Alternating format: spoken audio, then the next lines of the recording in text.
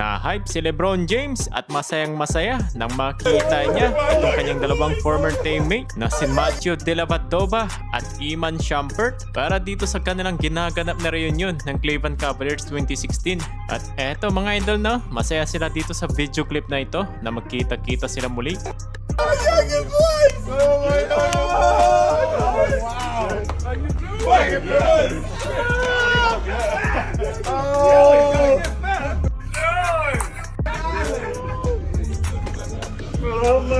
My youngest boy!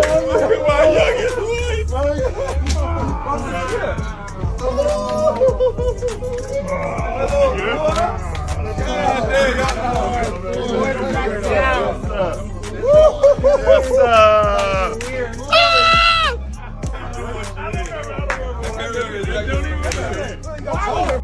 Yes, You got taller.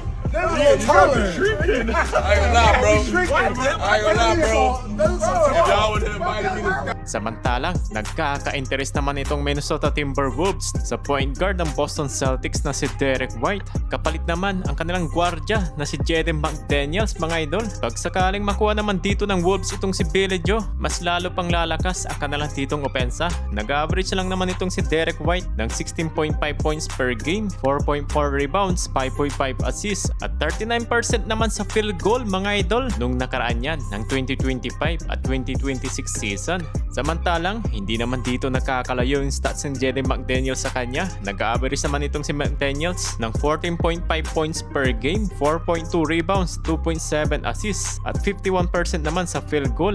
Well, kung sakali naman na matuloy ito, parehas naman na win-win itong trade na to ng Minnesota Timberwolves at Boston Celtics. At heto naman ang mga pinaplano ng Golden State Warriors. Pinupurso naman nilang makuha itong si Kawhi Leonard bilang kanilang primary trade as win now, at minamaximize nila ito kay Stephen Curry bilang daw na maging championship window. At kinoconsider na nga yan ni Steve Ballmer, ang owner ng LA Clippers. Mukhang magre-rebuild na nga ng bagong roster itong koponan ng LA Clippers. Ang hinihingi naman dito maging kapalit para makuha ng Warriors itong si Kawhi Leonard na si Jonathan Kuminga, Brandon Podziemski, at ang kanilang future draft capital ng Warriors. Gaano nga ba ka-epektibo itong si Kawhi Leonard sa Golden State Warriors?